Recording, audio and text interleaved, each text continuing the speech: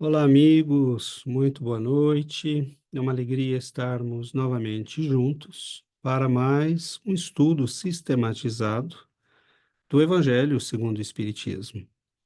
Hoje nós trabalharemos o capítulo 18, muitos os chamados, poucos os escolhidos. É o final do capítulo, né? Vamos trabalhar juntos o item 16, já nas instruções dos Espíritos. E nós vamos partilhar com vocês o texto para que nós possamos rapidamente, né, nos apropriarmos da mensagem, da belíssima mensagem do Espírito de Simeão, né, transmitida em Bordeaux em 1863, na França. Então, nós temos aqui, pelas suas obras, que se reconhece o cristão. Essa mensagem é uma mensagem belíssima, extremamente importante, extremamente significativa para a época que nós estamos vivendo e atravessando. Nos diz Simeão: nem todos os que me dizem Senhor, Senhor, entrarão no reino dos céus, mas somente aqueles que fazem a vontade de meu Pai que está nos céus. Então, isto foi dito por Jesus, né? E o Espírito começa retrabalhando esta fala do Mestre. Escutai essa palavra do Mestre, todos vós que repelis a doutrina espírita como obra do demônio. Abri os ouvidos, que é chegado o momento de o ouvir. Será bastante trazer a libré do Senhor para ser-se fiel servidor seu? Bastará dizer, sou cristão, para que alguém seja um seguidor do Cristo? Procurai os verdadeiros cristãos e os reconhecereis pelas suas obras. Claramente, né, como o mestre já nos indica, nós não seremos medidos pelo falar, né? Somos cristãos e gosto de Jesus e sou espírita, mas realmente por aquilo que fazemos. E fazer aqui não é o fazer quantitativo, é o fazer qualitativo, né? Como o mestre nos deixa muito bem claro na questão do óbolo da viúva, né? Não é as somas que damos à igreja, mas é o que damos de nós mesmos, como bem nos explica Emmanuel, né, em uma de suas mensagens, é dar de si mesmo, né? Neio Lúcio tem uma belíssima passagem também, na qual nos fala, né, de três irmãos que tinham se comprometido a servir o Cristo, servir o Evangelho, e esses três irmãos, um se transforma num pesquisador, num médico muito importante, e faz, né, um trabalho muito bonito para ajudar as pessoas. O outro se transforma num grande jurista, num grande advogado, e o terceiro era alguém que estava preso ao leito, era paralítico, não tinha os mesmos dons intelectuais de seus irmãos, nasceu com muitas dificuldades, mas ele entendeu e se comprometeu também em fazer da sua vida um trabalho, um serviço ao Senhor. E ele começa convidando a moça que o atendia nas suas necessidades diárias, vendo um dia que ela estava muito triste, muito acabrunhada, e ele a convida para orar. E ele começa ali a fazer um trabalho de oração com ela. E ela se sente muito bem, as coisas começam a melhorar, e ela convida outros, e ele foi então fazendo um trabalho deste tipo, né? Enquanto seus irmãos também faziam né? Coisas importantes e nobres. Mas uma vez no plano espiritual, ele se reveste de uma grande luz, né? E o benfeitor explica, né? Eh, ele não deu coisas, ele deu de si, né? Ele se sacrificou, ajudando a carregar a dor do próximo. Ele caminhou com aqueles que sofriam e sofrendo com eles, ele muitas vezes fez, né, fez esse seu sofrimento fazer mal a ele, porque ele carregou as dores dos seus semelhantes, auxiliando-os, né, nos momentos de dor e de dificuldade. Ele os ouviu, ele deu do seu tempo, né, ele deu de si, e por isso ele merece, né, essa luz. Então, nós vemos que não é uma questão de dar coisas, mas de dar de si. Não são obras que para exaltar o nosso orgulho diante dos homens, mas são obras que mostram o valor do nosso amor ao Cristo, né? Então, ele nos diz: uma árvore, procurai os verdadeiros cristãos e os reconhecereis pelas suas obras, né? Então, estamos aqui. Uma árvore boa não pode dar maus frutos, nem uma árvore má pode dar frutos bons. Toda árvore que não dá bons frutos é cortada e lançada ao fogo. São do Mestre essas palavras. Discípulos do Cristo, compreendei-as bem. Que frutos deve dar a árvore do cristianismo, árvore possante, cujos ramos frondosos cobrem com sua sombra uma parte do mundo, mas que ainda não abrigam todos os que se hão de grupar em torno dela? Então vejamos bem que ele está nos dizendo aqui do trabalho que temos ainda a fazer para que a mensagem do Cristo alcance os corações, né? E esses dias eu estava vendo num canal aqui, acho que é um canal em inglês, mas da Índia, na internet, eu vi, e eles falavam da expansão das igrejas evangélicas na Índia, ao ponto de que algumas estão crescendo a um nível de uma adesão de 300 mil pessoas por mês.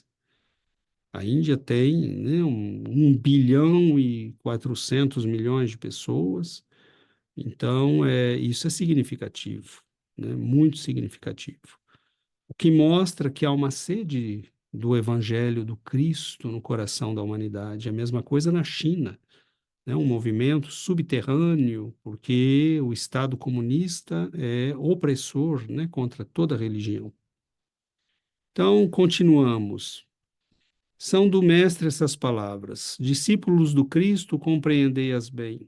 Que frutos deve dar a árvore do cristianismo, árvore possante, cujos ramos frondosos cobrem, né, com sua sombra uma parte do mundo, mas que ainda não abrigam todos os que se hão de grupar em torno dela. Os da árvore da vida são frutos de vida, de esperança e de fé. O cristianismo, qual fizeram há muitos séculos, continua a pregar essas virtudes divinas. Esforça-se por espalhar seus frutos, mas quão poucos os colhem. Uma pena, né? A árvore é boa sempre, porém maus são os jardineiros. Entenderam de moldá-la pelas suas ideias, de talhá-la de acordo com as suas necessidades. Cortaram-na, diminuíram-na, mutilaram-na, tornados estéreis, seus ramos não dão maus frutos, porque nenhum mais produzem. Vejamos a tragédia. O viajor sedento que se detém sob seus galhos à procura do fruto da esperança, capaz de lhe restabelecer a força e a coragem, somente vê uma ramaria árida prenunciando tempestade. Em vão pede ele o fruto da vida, de vida, a árvore da vida. Caem-lhe secas as folhas, tanto as remexeu a mão do homem que as crestou. Isto, meus irmãos, é extremamente sério, né? Extremamente sério. Porque a doutrina espírita vem ao mundo como cumprimento da promessa do Cristo de nos enviar um consolador.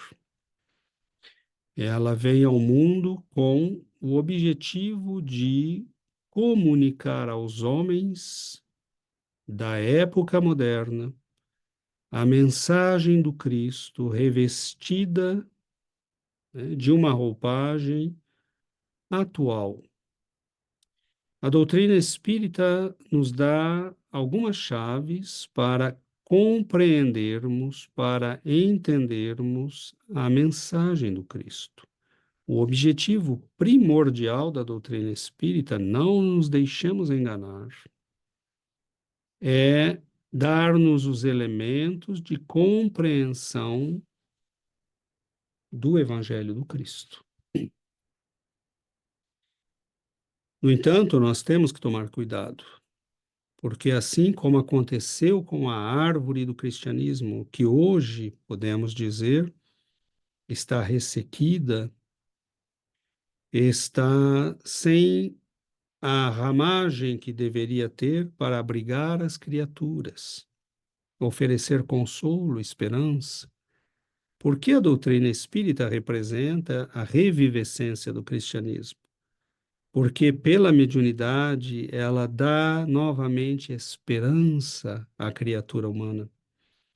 Pela lei da reencarnação, ela nos mostra que estamos fadados ao progresso, à evolução, ao aperfeiçoamento de nós mesmos. Então, ela nos dá esperança.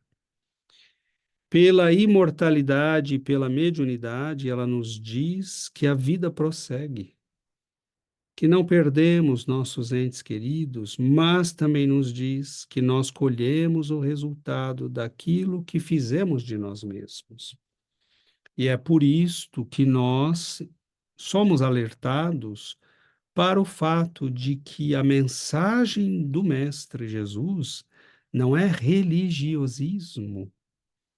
A mensagem do Mestre é a salvação de cada um de nós, é a proteção, é o caminho seguro que nos leva a esta imortalidade, mas não mais na condição de necessitados.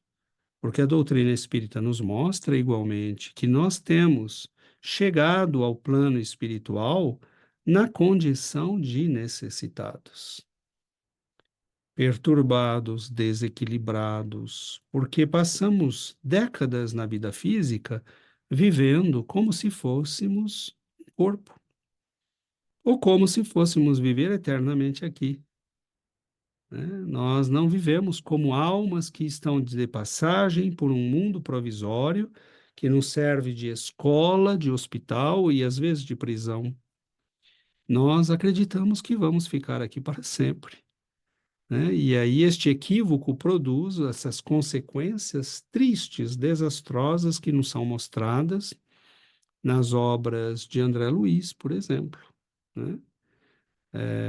Que nos mostram isso com uma clareza maravilhosa, mas Allan Kardec já teve o cuidado de mostrar isto no livro O Céu e o Inferno, por exemplo, colocando as comunicações dos espíritos necessitados, dos espíritos infelizes, dos suicidas, dos espíritos de condição mediana e dos espíritos felizes, aqueles que viveram cristamente aqui no mundo. Então, o codificador já teve essa preocupação de mostrar: olha, nós colhemos nossa própria vida, nós somos o resultado das nossas próprias ações. E isso é muito consolador, né? Porque nós somos os responsáveis do nosso futuro, do nosso destino, da nossa condição após a morte. Então, nós vemos, né, que a árvore do cristianismo foi, no entanto, mexida, né? Ele diz, diminuída alterada, nós tentamos moldá-la à nossa imagem e semelhança, ao invés de nos moldarmos e nos deixarmos moldar por ela. E este foi o grande erro das religiões no mundo. E hoje, meus irmãos, isso está no auge, né? Basta ver que nós temos o evangelho da prosperidade, o evangelho, as reuniões, as grandes aglomerações de certas denominações religiosas para, vamos fazer o culto do sucesso, o culto do sucesso no casamento, o culto do sucesso nos negócios, e vamos fazer o carnaval evangélico, o carnaval católico, né? E nós vemos que nós estamos trazendo o mundo para a religião, para nos acomodarmos ao anseio das pessoas que estão buscando bem-estar, satisfação e vão frequentar a religião que ofereça isso. Mas aí nós vemos o Espiritismo dizendo: olha, nós seguimos um mestre que nos disse: tomai a vossa cruz, tome a sua cruz e siga-me. Então, é lógico que nós não precisamos correr atrás do sofrimento com a nossa, como fizemos na Idade Média, com uma percepção equivocada, né? Achando que sofrer por sofrer nos levaria ao reino de Deus. Não é isso. Mas em face da reencarnação, em face da planificação da reencarnação, como nós vemos claramente nas obras da codificação e da lavra de Chico Xavier, nós sabemos que não viemos ao mundo a passeio. Estamos aqui para cumprir deveres, para trabalhar, para resgatar a nós mesmos. Então, quem vem ao centro espírita tem que estar pronto para iniciar um processo de transformação interior. Espiritismo pode sim nos dar satisfação depois do estudo, depois do trabalho, depois que adquirirmos a compreensão de nós mesmos e da vida. Mas o que nós vemos hoje, né? Centros espíritas que tentam acomodar-se a modas. Então, nós estamos adotando psicologias duvidosas, trazendo tendências estranhas, né? Não queremos falar de reforma íntima, nós vamos lançar um novo projeto de como ser feliz, como encontrar o sucesso, como nos realizarmos. E aí nós vemos a doutrina dizer: olha, precisamos entender o que está no capítulo 5 do Evangelho segundo o Espiritismo, né? Bem-aventurados os aflitos. Sim, nós não temos que procurar as lágrimas e o sofrimento, mas nós não podemos falsificar a mensagem espírita, transformando-a e moldando-a às necessidades equivocadas de muitos irmãos que querem satisfação.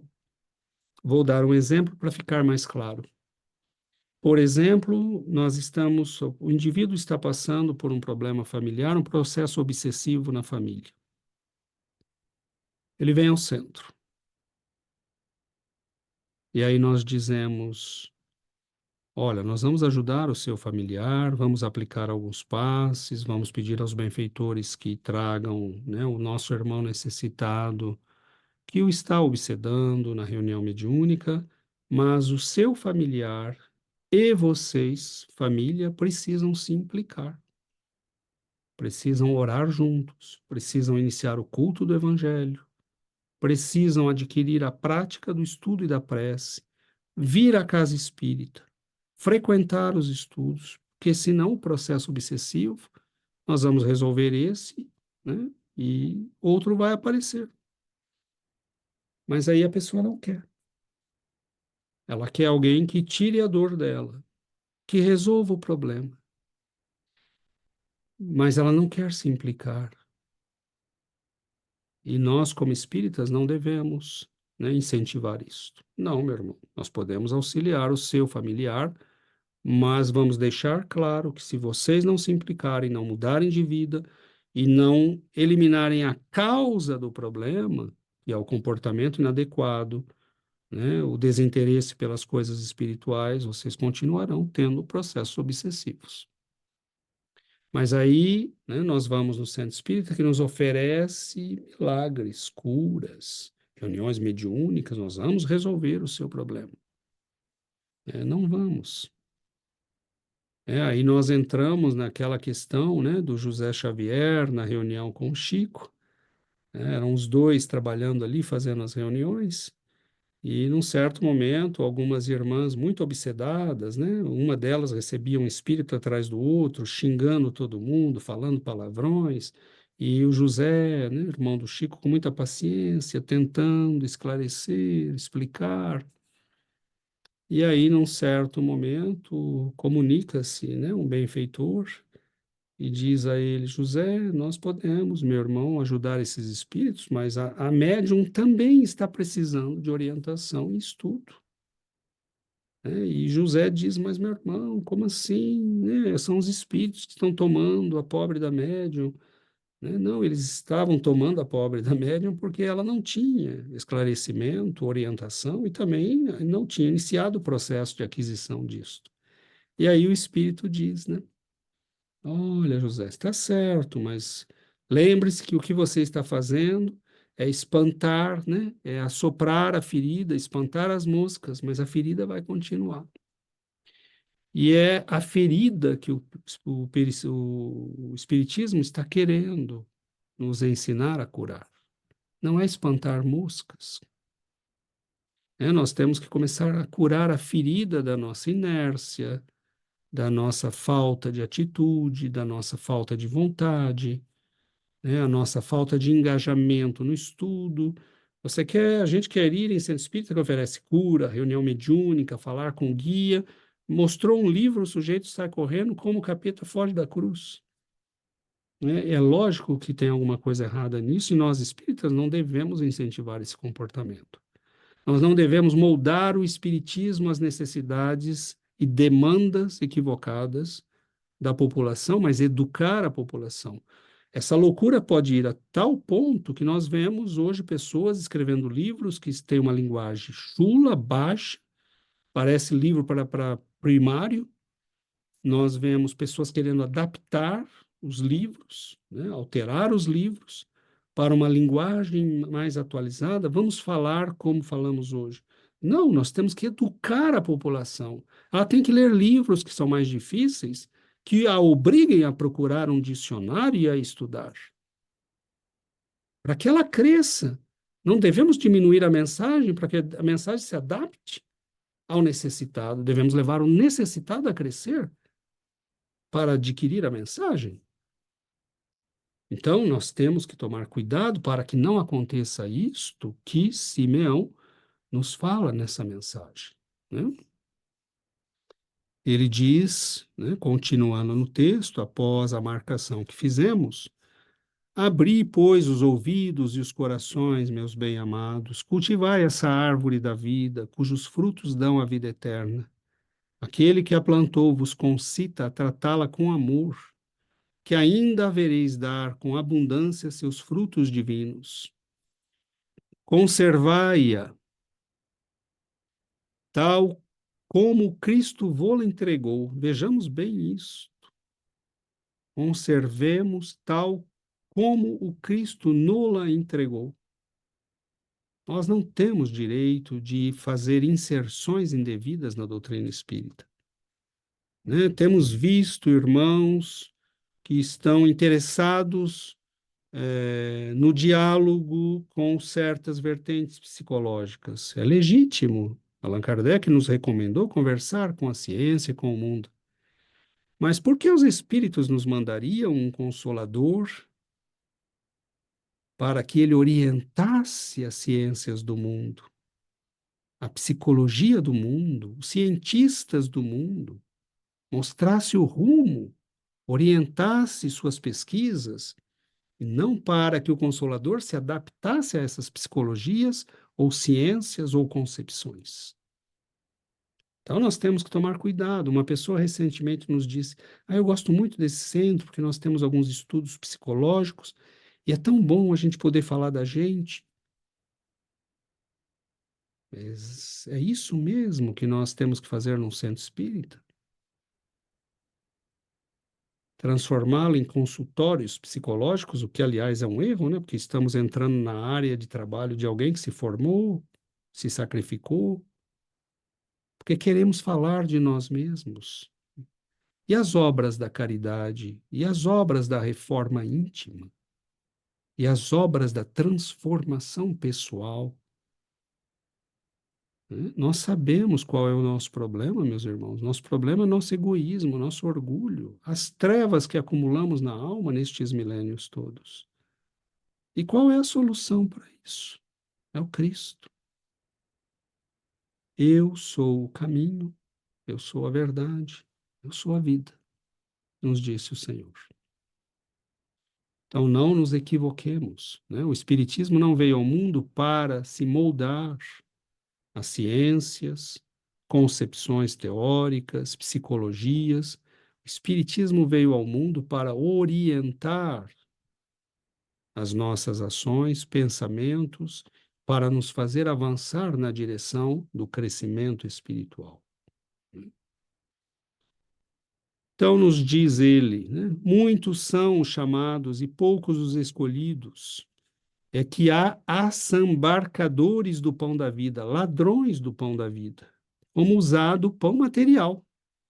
Não sejais do número deles, a árvore que dá bons frutos tem que os dar para todos, né? Não há privilégios, a doutrina espírita oferece luz e orientação para todos. E depois procurar os que estão famintos, levai-os para debaixo da fronde da árvore e partilhai com eles do abrigo que ela oferece. Isto é maravilhoso, porque é o que Chico Xavier fazia. Vejamos bem, literalmente é o que ele fazia, né? Há assambarcadores, ladrões do pão da vida, como usar do pão material. Não sejais do número deles. A árvore que dá bons frutos tem que os dar para todos. Por que Chico Xavier fazia uma reunião debaixo de um abacateiro? Numa vila pobre, poeirenta de Uberaba. Porque o tesouro da consolação e da orientação tem que ser oferecido a todos. A todos. E é por isto que a crítica que se faz a eventos caros, pagos, né, é pertinente, é muito pertinente. Oradores, conferencistas, divulgadores que começam a cobrar por participações, que espiritismo é este? É claro que nós não estamos falando de espiritismo aqui, mas de personalismo. Os frutos têm que os dar para todos. Os frutos do conhecimento, do consolo, da orientação. Por isto, Chico Xavier fazia uma reunião em plena natureza, em um centro espírita que era a simplicidade em pessoa. E depois procurar os que estão famintos, levai-os para debaixo da fronde da árvore e partilhai com eles o abrigo que ela oferece. Maravilhoso isto, né? E nós compreenderemos ainda melhor isto se nos tirarmos da condição de espíritas e lembrarmos que amanhã poderemos estar na condição daquele irmão necessitado, que não tem, às vezes, sequer coragem de ir a uma casa espírita ou a uma igreja porque está numa condição tão necessitada que não pode fazê-lo.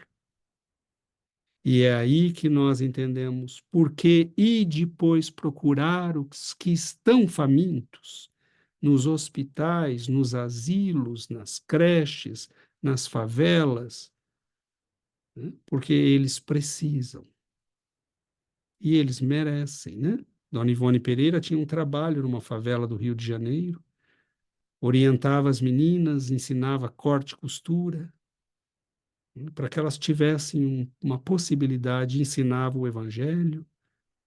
Então é este o trabalho, é esta a obra cristã, né? O divino Salvador, o justo por excelência, disse, e suas palavras não passarão. Nem todos os que dizem Senhor, Senhor entrarão no reino dos céus.